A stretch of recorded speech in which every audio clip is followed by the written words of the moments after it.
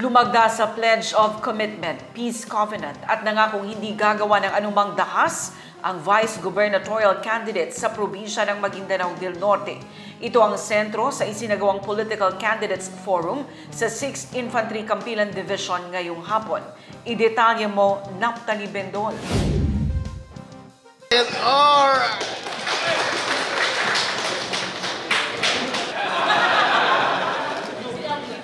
Sa paghaharap ng kampo ni Dato Blas Sinsuat, Mayor Marshall Sinsuat at representante ni Maguindanao elected Vice Governor Bay-ay ni Sinsuat na si Dato Romel Sinsuat sa Political Candidates Forum para sa probinsya ng Maguindanao del Norte na isinagawa ng COMELEC, Militar at PNP sa 6th Infantry Division ngayong hapon, tiniyak ng dalawang kampo na hindi sila gagawa ng anumang dahas sa nalalapit na halalan.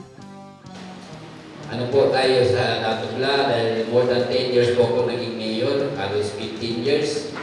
Wala po tayong record na naging violent po tayo. Ako po'y committed dahil dyan din po natin nakikita at gusto rin po ng ating mga kababayan yung peaceful election.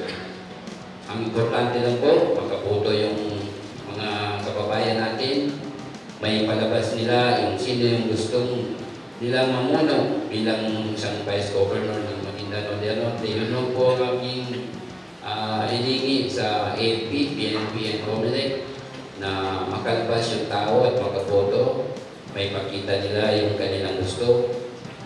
Wala po tayong mangarin. Alam po ng PNP, AFP, ang record po natin, ang Philippine Marine, sa Dato Blas Sinsuat po, napaka-peaceful po, zero crimes po kami ng ilang taon. Kaya hindi po tayo pwedeng lumabag kung ano man po yung batas, isusundin po natin. Dahil yun din po nakakabuti at naninilpiyon po tayo sa mga kababayan po natin matagal na panahon. Ako siguro, nagpangako ni Bay-Aini, kung marami pang pagkukulang sa pagdating sa mga ina ng Maguindanao del Norte, yun yung aakudain ni Bay-Aini. Nakita naman ninyo si Bay-Aini at saka si Bay Maria na nagsama sila. Talagang napakaganda ng kanilang pagsasama kasi sila po ay ina ng Maguindanao. Ngayon ay na-divide na ang Maguindanao del Norte. Kaya umasa ko kayo sa kay Bay-Aini na ibibigay sa mga ina, mga anak, kung ano yung pangangailangan. Hindi yung karasan. Kasi si Bay-Aini, sir, hindi ko po nakitang magalit. Kasi kung magagalit siya, hiningihan namin ng regalo. Kaya sana hindi na magalit si Bay-Aini. Kasi kung magagalit, mas darami yung gift na may bibigay ni Bay-Aini. Kasi yun lang po ang nakikita ko kay Bay-Aini. Ayon kay COMELEC BARM Regional Election Director Attorney Ray Samalipaw at Maguindanao Provincial Election Supervisor Attorney Muhammad Nabil Mutya, mahalaga ang forum upang mas makilala at marinig mismo sa mga kandidato ang kanilang saloobin at pangako sa pagsusulong ng matiwasay na halalan. I purposely convey this message to you just to show and of course inform your supporters and for your lineup candidates that COMELEC is serious on going after violators of this. But I know that you are, especially those who are present now, Mayor Dato Marshall Sinsuat, and of course, Bay-Aini Sinsuat, are good and peace-loving people, and of course, abide by the rules of law and the rules set by the Commission. I know that you will make good your promises. That a more solemn, a more personal,